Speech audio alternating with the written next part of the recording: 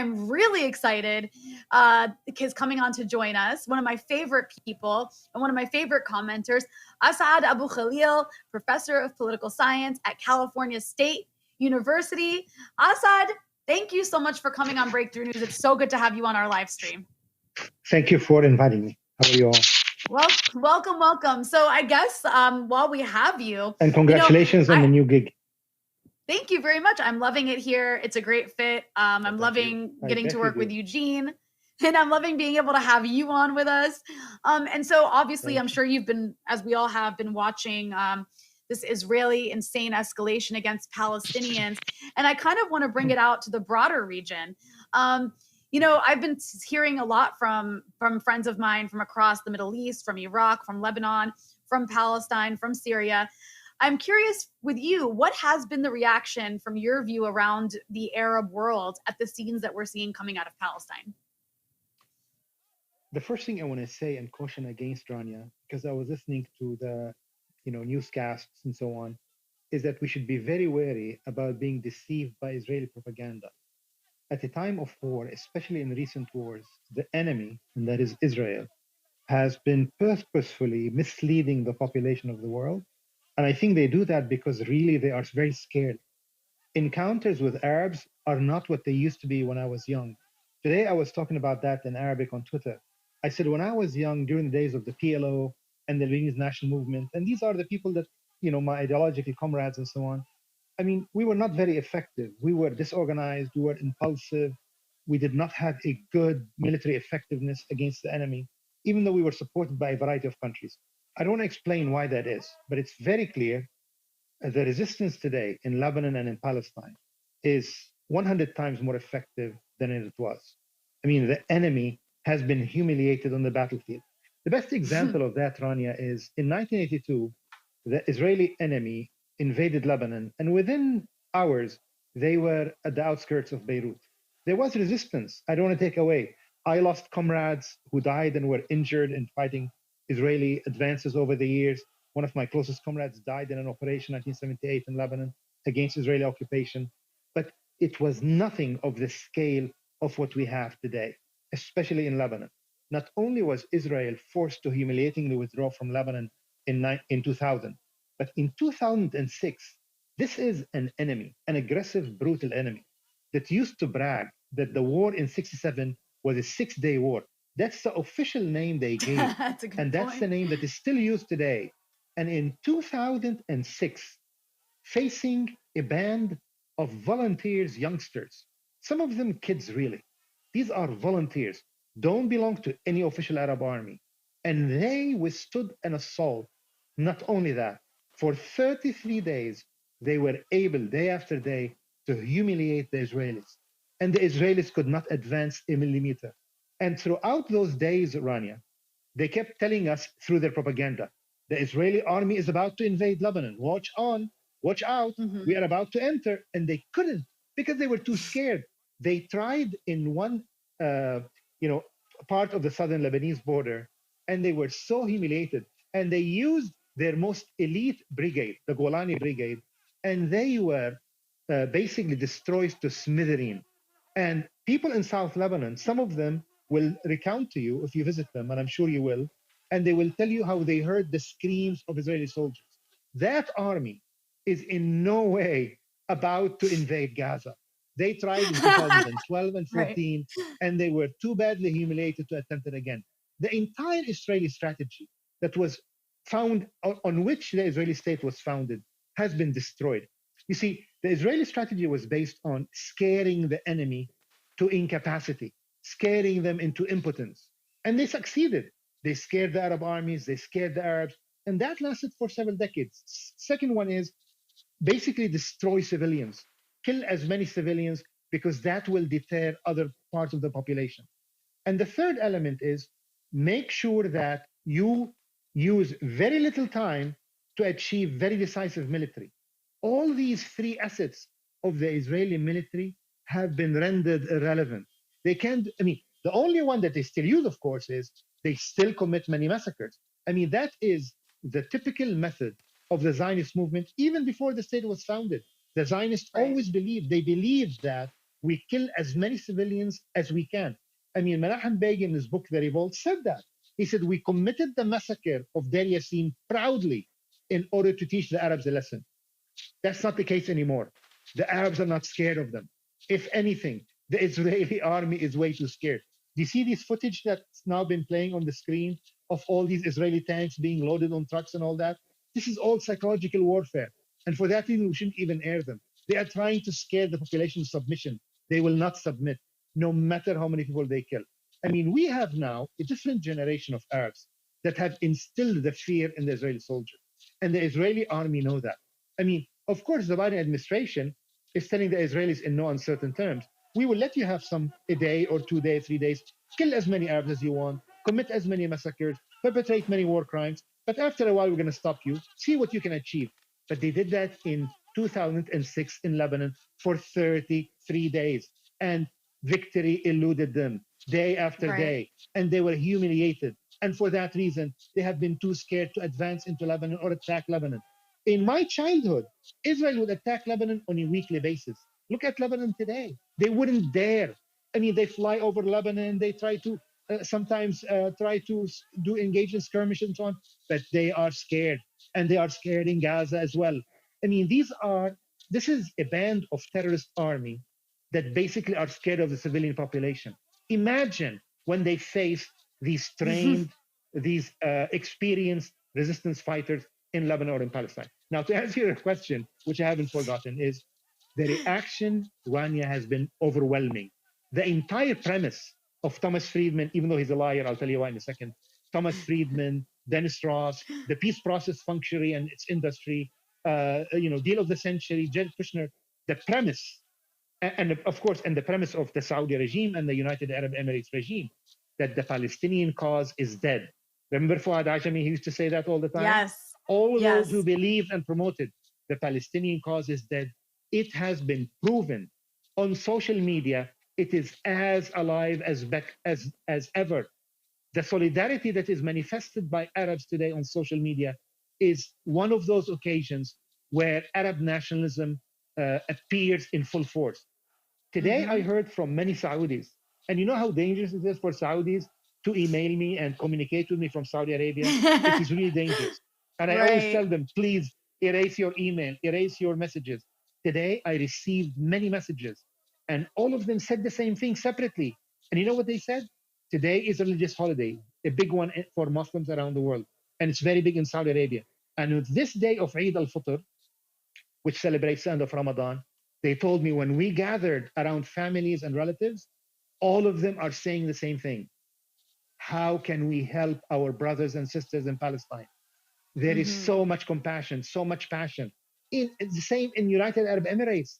The regimes have not been able to contain. For that reason, the normalizing regime are very awkward and nervous right now. They are very anxious to the point. Normalization was supposed to lead to more peace, right? And look what's happening. Exactly. That's what I mean, it must be a huge embarrassment. No. I mean, it's even funnier than that. I mean, the US government, and that includes Democrat and Republican, there's no difference between them, in my opinion, and I'm sure in yours. The Democrat and Republican basically believe that if we make peace with Saudi Arabia and United Arab Emirates, the entire Arab population will follow suit, as if those despots speak for anybody except embezzlers, crooks, and sleazy men with wealth and palaces around the region. In reality, the young people of the Arab world are still as passionate about Palestine. Look at the countries where there is more freedom than others, like Kuwait. Kuwait has been on the forefront, protests, social media, donation, fundraising, and so on. I mean, that's happening even when it's illegal. It is illegal to speak for Palestine in Saudi Arabia today. And the first day and the second day of these events in Saudi Arabia, the number one hashtag was Palestine in our cause. The Saudi regime was so freaked out that they collaborated with the United Arab Emirates to activate their bots on Twitter so that they will make the first hashtag the next day, Palestine is not our cause. They are nervous. They are scared. Somebody like Thomas Friedman, and I mentioned it before, people like that have been saying all along the same message. People in the Arab world don't care about the Palestinians. And yesterday, and this is a typical method of deception by Thomas Friedman, he assumed we forgot what he has said before. You know, in 2003, he cheerled the American invasion of Iraq. He was one of the most passionate, enthusiastic peddler of the lies and deception about what WMDs, right? And a few years later, after the invasion failed miserably, he came to say, I oppose the invasion now, right? He's doing the same thing. Yeah. Yesterday he said, well, people should know that the Palestinian cause is not dead. You are the one who said that, not we. We remember your lies. But okay, I mean, that's Thomas Friedman, who now we know is financially even linked to memory of all places. So the answer to your question is that the response has been tremendous. There is so much enthusiasm. There's so much sadness. There is so much sorrow for the death. But the thing is, I mean, people of my generation, that's all our history, our age, our memories is an anthology of memories of Israeli massacres and atrocities. I mean, that's what we remember. In my own lifetime, I just made it into 61 years of age last March. And in my memory, Israel has attacked Tunisia, Libya, down this, Sudan, Egypt, Lebanon, Palestine, Jordan, Iraq, Syria. I mean, Israel has attacked Syria more than 500 times in the last few years. And you have dishonest propagandists like Western correspondent like Liz Sly, who in my opinion is one of the worst Western correspondents to ever work in the region, who said that Israel has remained largely outside of the Syrian conflict. I mean, look at the propaganda. No, it's like the opposite. Israel actually supported rebels, exactly. Quote unquote exactly. rebels of course. linked to Al Qaeda on the border with the Golan. This is the air of Israeli propaganda of which we are very familiar. We are too familiar with their lies. We are too familiar with their deception. So whenever they say we are going to be in Gaza, we are entered Gaza, we have seen that for 33 days in Lebanon, and they did not dare enter. They will not dare invade. They are too scared. The Biden administration have given them a day or two more of atrocities and war crimes, and they will do more of that, but they will not dare to enter Gaza. That's my guess. Anyway. They did briefly enter Gaza in 2014. They did briefly enter Gaza in 2014, and Israeli soldiers were killed. So yeah, I mean, that they definitely... Right. It definitely could be a huge part of psychological warfare to suggest it. So what I wanted to ask you is before we had you come in, me and Eugene were having a conversation about the sort of denunciations of Hamas by anybody who wants to say anything bad about the Israelis. They first have to denounce Hamas rockets. There are people coming out and saying, Hamas doesn't represent Palestinians. Obviously, you and I both ideologically aren't in lockstep with Hamas. But that said, Hamas has been criticized for stealing the thunder from Jerusalem and Sheikh Jarrah. And others have accused them of provoking the Israelis. And so I guess I just want to get your take. How do you respond to that talking point? I'm not talking from Israelis. I'm talking from Americans who purport to be in solidarity with Palestinians. How do you respond to that notion that Hamas doesn't represent resistance, or what Hamas is doing is, taking the thunder away from the peaceful stuff going on in Jerusalem? Well, I thought you did a good job in responding to those misconceptions about that before I came on the air. And I think you put those misconceptions to rest. But you're absolutely right. I mean, I said this in Arabic and I'll say it again. Neither you nor I are fans of Hamas ideology or Hezbollah's ideology for that matter. But to me, that is irrelevant. When people are resisting an occupation, I don't give a damn, and neither should anybody, about what their ideology is when they're fighting for an occupation.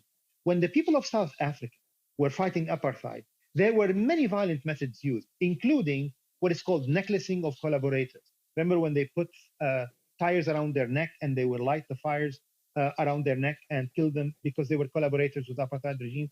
And none of the Western liberals with heightened sensibilities and sensitivities on Palestine used to ever condemn South African for these methods. They supported them without any reservations. When it comes to Palestinians, for some reason, they have so many layers of standards and requests and conditions that are placed on them. They tell them, well, you can resist, but we want you to be secular. We want to be feminist. We want to be environmentally correct. We want you to be extremely PC in your language and so on. And then we will consider, but also never use any violent methods, and also don't boycott the enemy. I mean, look, I believe that developing countries should never bother with the standards, neither of Western government, nor of Western media, and not even of Western human rights organizations. These are arms of an empire, and they are fundamentally premised on racist standards with which we should be totally dissociated. Uh, yes, Hamas is an ideology. I don't like their rhetoric. I don't like their ideology. But the Palestinians have the right to resist and to form their own organization. When I was younger, Palestinian organizations were more to my liking. They were Marxist-Leninist groups. They were leftist, Arab nationalists, and so on. And the Islamists were very much along the margins. Today, the picture has changed. But even now, Rania, you would never know from the coverage. Have you ever seen a reference in the mainstream media that you and I consume regularly? Have you seen a reference that Marxist-Leninists in Gaza have also been engaged in resistance, that they have also lobbied missiles in defense of Gaza? Well, I'm here to say that the Abu Ali Mustafa group, which is a military arm of the Popular Front for the Liberation of Palestine, which is a Marxist-Leninist organization, have also been participating. But that doesn't make it to the media because they only want to focus on Hamas, because it makes it easier to demonize the entire Palestinian population on the basis of one group. But look, I have seen this game before, and I don't want to play it again. Because back in the 1970s and 80s, I used to be asked this question, but what about the PLO? What about Yasser Arafat and so on? And I always detested Yasser Arafat. And I always say, that is irrelevant to me. The question is, do people have the right to resist or not? And I say, they have the right to resist. They have the right to resist. And it's not for me to tell them, you have to espouse secular Marxist-Leninist ideologies and be very feminist. I wish they are feminists and all these things, but that is not the question. The question is, when the French resistance was engaged against the Nazis, nobody ever, when they look back, put any standards or judgment on them. Do you know, in some cases, the French resistance used to go to a collaborator's home. Not only they will kill him, they would kill their wives and their children, and in some cases, dogs and their pets. The French resistance, after the war was over, they went to women who even drank beer with German soldiers, and they paraded them, and they shaved their head, and they shamed them in the streets of different French towns and cities, and they spat on them, and they hit them, and they stoned them, and in some cases, they killed them. Nobody says the French resistance was bad. It is remembered as one of the most heroic episodes of Second War history. I believe that for Western liberals to try to impose certain standards that never been imposed on any people under occupation is entirely audacious, but also racist. Because they apply certain standards to Palestinians that they've never applied to any other people before. Right. No, that's an excellent point. And I'm actually glad I asked you because I think you articulated it in a way that I couldn't quite. And I have one more question I'd like to ask you, Assad, and that's about this issue of what's going on inside 48 Palestine, where you have these, roving gangs of lynch mobs trying to find Arabs to attack. And I'm curious, have you ever seen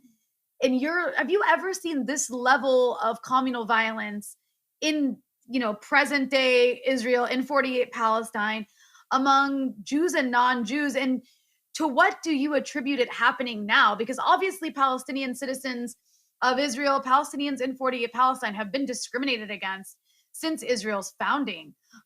So what is it? What do you think is happening now that's caused this to take place? Is it more about the level of hate on the Israeli side growing greater and more extreme? What do you attribute it to? I think because it's generational and because of my age, I do not see what is happening as new or novel in the history of Zionism. I believe that Zionism has always been characterized with the use of force by various population segments, official armed and unofficially armed, against the Arab population. The Arab population has been subjected by force. And let us remember, the Israeli Zionist state has imposed military rule on the Arab population and the Palestinians inside 1948 Palestine from 1948 until 1966. So basically, what armed bands of Zionists are doing in the streets have been done by the Israeli army, have been done by the Israeli police.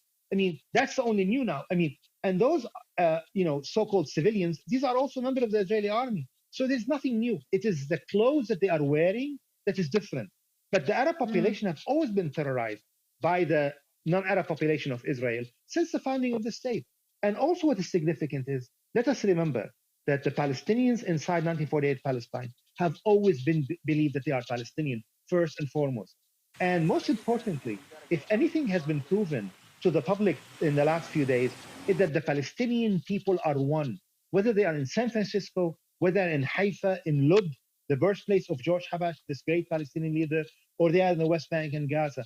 And they are showing it every single day. And the Israeli state is now resorting to the population that is not Arab, the Jewish population of Israel, in order to inflict harm on the Arab population. But this has always happened. I mean, the Zionists have done that against Arabs since the 1930s. In the 1930s, I mean, if you read even Zionist history of the conflict, like Walter Lecker in his big book, History of Zionism, he said in 1935, all the methods of terrorism today that we talk about, I mean, count them one by one. Letter bombs, car bombs, bus bombs, throwing grenades in crowded markets. All these were first introduced into the Middle East by Zionist gangs in the 1930s and 40s. Right. They were pioneered by these Zionists. And for that reason, so terrorism is a facet of the state and of the Zionist movement since before it was founded. But I think what is significant today, I hope that all of us in the pro-Palestine community should from now on refrain from making these artificial distinctions, Israel/Palestine.